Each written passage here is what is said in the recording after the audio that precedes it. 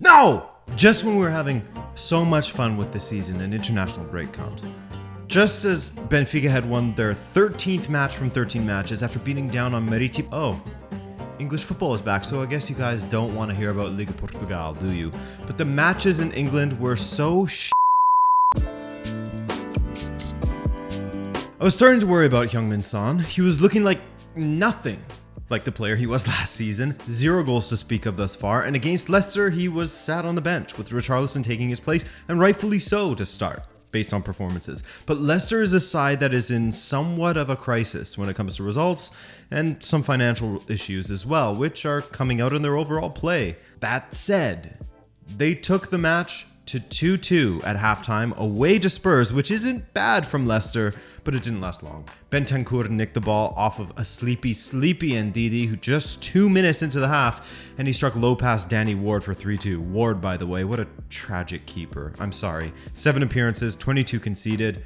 Not having a proper backup before selling Schmeichel was just madness from Leicester. Anyway, with Son coming in during the 59th minute with 30 minutes remaining, he managed to get a hat trick. So many matches without goals, 8 matches with just 1 assist and 0 goals, and he went on to score 3 against Leicester. To be fair, you couldn't pick many better opponents to break your duck on, you know? But hey, he still had to do the damn thing, right? 6-2 Spurs, a hat trick from second half sub Son. Wolves welcomed Manchester City. Grealish scored. Yes, in under a minute, before some people had even sat down, Man City were already leading 1-0 through Jack Grealish. About 15 minutes later, and Haaland scored from another sort of scenario, one we haven't seen yet this season, I don't think, driving at defenders at the edge of the box, taking a step inside, and then hitting a scuffed shot past the keeper. Not his cleanest finish, but still a good one nonetheless. And in the second half, Kevin De Bruyne got his second assist of the match in setting up Phil Foden, 3-0 City. Not a great first match to take in for good old Diego Costa, but back in the Prem, baby. Arsenal took on Brentford. No easy feat, right? Brentford are again a solid side under Thomas Frank, and Arsenal desperately needed a reaction as their last match in the Prem saw them fall 3-1 to Manchester United. Against Brentford, there was no such stutter, as they stormed to a 3-0 win in which they were pretty much completely in control for that bar, Mikkel Damsgaard. Gabriel scored, William Saliba scored, and Xhaka got an assist. Saka got 2 assists, and Fabio Vieira scored a stunner. Left-footed strike from distance that curled in off the post, following a lengthy passage from Arsenal. So 3-0 was the final there. 3-0 for Arsenal. And to top it all off, we saw a bit of history, didn't we? Arsenal's Ethan Nwaneri became the youngest player, not just in Arsenal history, but in Premier League history, to take to the pitch. He's 15 years and 181 days old, man. And with Villa beating Southampton and Everton getting a win over West Ham, Bournemouth and Newcastle drawing in the Howe Derby, the table looks incomplete. But here's the top 10 following the matches this past weekend. As we know, Juve and Inter are not homies by any stretch, but lately they have been homies in suffering. Juve, of course, to a further degree, that's for sure, but Inter looked rather shit this weekend as well, didn't they? They went away to surprise package Udinese. I think they have surprised quite a few with how good they have been this season. With 5 wins, 1 draw, and 1 loss, they have taken the scalps of the likes of Fiorentina. They beat Roma 4-0, they beat Monza, they beat Sassuolo, and now they've beaten Inter 3-1. And to think, it all started so nicely for Inter with Barella scoring from a free kick after just 5 minutes, absolutely picture perfect free kick, but Udinese pulled one back thanks to a comical own goal, a free kick curled in that saw Beto miss his header, and it bounced off the body of Skriniar and past Handanovic. The way Dzeko chested the ball down to Bastoni later and the volley that followed, if that went in, it's a Mamma Mia moment, a triple M, if you will. But Inter wouldn't find the back of the net again in this game. Udinese, however, remember how I said that Duelo Feo is so much better than to be playing for Udinese? I mean, I think that's still true, but what I was implying back when I said that in August was that Udinese isn't good enough for him, that he is wasted there. That was disrespectful from me, at least for now, right? Because at least Udinese's performances have caught up to what Duelo Feo can provide, as you can see by how well they have played thus far this season. And in this match, he set up both the game winner and the insurance goal, if you will, in the final 10 minutes. First, there was the goal for Jake Biol, from a corner, set up by Deulofeu. Glancing header that left Handanovic stranded. Interfans will tell you that's Handanovic's action, that he's always stranded. But anyway, Deulofeu then perfectly picked out Arslan at the back post to head past Handanovic. 3-1 Udinese, the final there. Massive, massive win for them.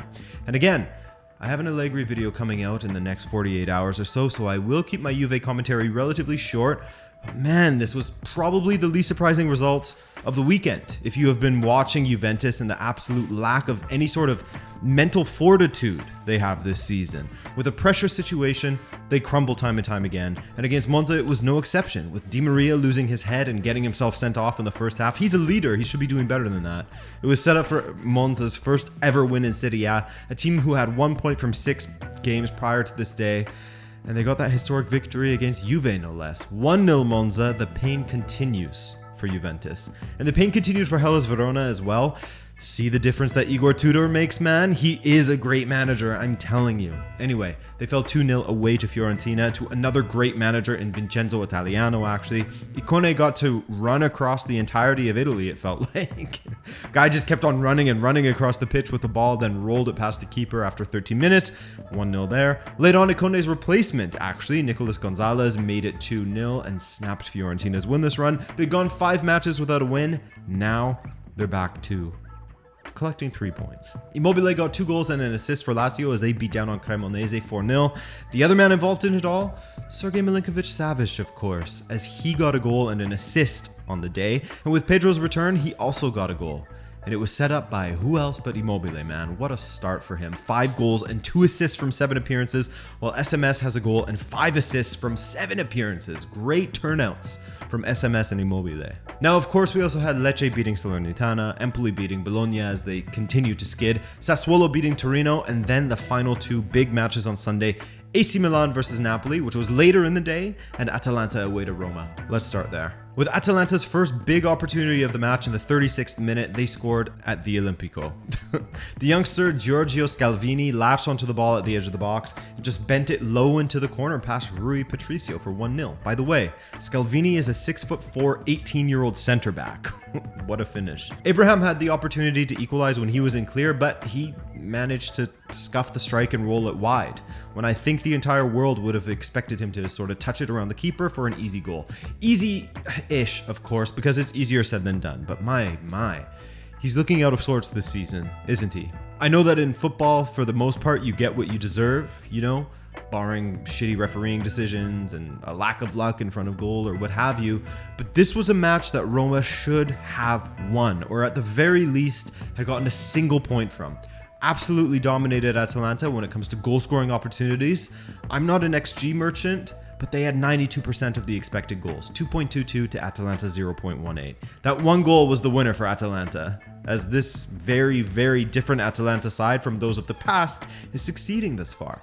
Can they maintain the success playing like this? It's hard to say, but for now they are right at the top of Serie A alongside all of the other title contenders. 2 of them being Napoli and AC Milan, who faced off this weekend at the San Siro, and the steak fraud was in attendance. What does that mean for the game? Literally nothing. Anyway, AC Milan and Napoli was a fantastic match as expected. Tons of attacking intent from each side, including, of course, the new sensation that is Kavica Kvaratskhelia. What a player. And with his first real involvement of the match going forward, he won a penalty off of Serginho Dest, of course, in the second half, in what was his first real involvement since coming on the pitch. Politano converted, but only just. Maignan was this close, man. Olivier Giroud was able to pull one back. Great run from Theo Hernandez. Solid cutback and easy finish from Giroud. But on a night where his dad was getting slapped by Real Madrid at the same time, Gio Simeone's perfect glancing header left Maignan with no chance for 2-1 Napoli. Kalulu had an incredible opportunity to level it once again, but his strike cannoned off at the bar, and it was Napoli who got the win. While Spalletti watched from afar, Napoli still win, ending AC Milan's 22-match unbeaten run that starts back to January. That means that Napoli are top of the table on 17 points, level with Atalanta, 1 ahead of Udinese. Juve are 7 points adrift, Inter and Roma just ahead of them. Barcelona bounced back from their Bayern defeat with an easy 3-0 win over Elche, as you would expect from them. I mean, Elche has 1 point from 6 matches now. I had them getting relegated this season, but we'll see. As mentioned seconds ago, we're just 6 matches into this, and a lot can happen still, of course. Robert Lewandowski makes any league look easy, doesn't he? As he looks to kill the old Farmers League stupidity by making a well-regarded league like La Liga look easy. A brace for him again. He has 8 from just 6 appearances. Memphis scored the other one for Barcelona as they really took advantage of that one-man advantage after Elche's Verdu got himself sent off after 14 minutes. Oh, and a shout out to 18-year-old Alejandro Balde for Barcelona, who was been putting in great performances in that left back position, hasn't he? None better than this performance, of course, as he got 2 assists on the day. 1 for Memphis, 1 for Lewandowski. It looked like the sun may have been rising for Lopetegui as Sevilla went away to Villarreal, who have been in great form, by the way, under Unai Emery this season. And at the half, Sevilla had a lead thanks to Oliver Torres. However, in the second, Baena hit one back for Villarreal to make it 1-1. And if it wasn't for VAR intervening, this draw could have been a loss for Sevilla as Dani Parejo's penalty was called off. Sevilla have 1 win from 6 matches in La Liga, but they get a draw here. Valencia, we see you, man. We see you getting work done under Gattuso, as this weekend they got a big 3-0 victory over Celta de Vigo. No Aspas goal, no win for Celta. Those are the rules, I'm afraid. You gotta live by them. But yeah, 3-0 from Valencia is great. No goal from Cavani just yet, but the right side of the pitch was cooking for Valencia. Castillejo and Andre Almeida. No Benfiquistas, not that Andre Almeida. Both getting goals for Valencia, while the substitute Marcos Andre got the other. After going winless in their first 4 matches, Getafe now have won 2 in a row. Last weekend they beat Real Sociedad, while this weekend they went away to Osasuna, a very difficult side, and got a 2-0 win. Juan Iglesias put Getafe up after 30 minutes, and with Chimi Avila getting himself sent off 10 minutes later, Osasuna's fate was all but sealed at that point. Yes, they tried to fight back, but they were in quite the hole, and when Gaston Alvarez made it 2-0, say goodnight, Pamplona boys. Mallorca got a big 1-0 win over Almeria, while Rayo Vallecano and Athletic Club played out a 5-goal thriller. While Oscar Trejo opened the scoring for the visitors, the Williams boys, Nico and Iñaki, got a goal apiece in the first half alongside Sanset to put Athletic 3-1 up at the half. Falcao did pull one back in the 80th minute, the absolute super sub scoring with what was his first touch, I believe. And what a goal it was, my goodness. Deft little flick from the incoming cross that went across the keeper and into the top corner. It was class from Falcao. Real Sociedad bounced back from their 2-1 loss with a 2-1 win. Uno reverse card for results. They beat Espanyol 2-1. My man Kubo with an assist for the Norwegian Sloth. Mendes with the other for Sociedad. All of the goals in this match came in a 12-minute blitz in the first half. Real Betis kept on the heat on the top 2 sides after getting a 2-1 victory themselves over Girona. They had to come back from a goal down at home after Arnau Martinez put Girona ahead after 7 minutes. But Borja Iglesias, it was a nice weekend for those named Iglesias, eh? One for Getafe as well. Borja Iglesias put Betis ahead 2-1, and that gave them the win. But the biggest match of the weekend was, of course, the Madrid derby. In all of the Vinicius dancing hysteria, which is one of the stupidest things I've ever heard in my life. It's as if people forget about how the likes of Ronaldinho danced when they would score, but anyways. Atleti supporters, some of them at least, showed their true colors outside the stadium, chanting Vinicius is a monkey. Idiots, and I hope there is some justice served to those who took part in the idiotic, pea-brained chant. Honestly, the brains were tiny on those men and women outside the stadium, minuscule. The match itself was nice and fiery as you would expect. Koke in the middle of that early doors as he smashed the ball straight into Fede Valverde's I believe they call that a gooch on the street, the perineum in the medical field. But it was Real who would dance first. Great line-breaking run on the ball from Valverde as his form continues, while the ball over the top from Tchouaméni to Rodrigo was just top class. Finish was not so bad either from Rodrigo, wasn't it? With Felipe snatching at it, he had to react quickly, and he did. Beautiful stuff from Rodrigo. What a player. Nice little dance from him and Vinny, and even more racist bullshit in the crowd, as you can see here. Another tiny brain. I forgot to mention, Atletico actually started Griezmann. His first start of the season, they wanted to utilize his minutes wisely, evidently, just as Fede Valverde has been using his increased minutes wisely, as he scored once again. Insane ball forward from Modric to play in Vinny. His strike came off of the post and Fede Valverde tucked it in. Vinny did that on purpose. It was a post pass. While Atleti were still seeing most of the ball, Real Madrid controlled the game quite well and had an answer to every attacking move by Atleti. Until Thibaut Courtois, who was so good in this match, failed to punch a cross from a corner and it went in off of Hermoso's shoulder. Love a strong shoulder, eh? He later got sent off. His second yellow was ridiculous, never a yellow, but his first was stupid. Look, he essentially put himself in a position to cost his team. Even if I disagree with the second yellow, he killed his team's momentum by getting involved with Carvajal when he had no business doing so and picking up that yellow. I mean, Griezmann gave him a dressing down and he deserved it. So Real win 2-1 to take a 2-point lead over Barcelona, 3 over Betis, and 8 already over Atletico, who sit in 7th.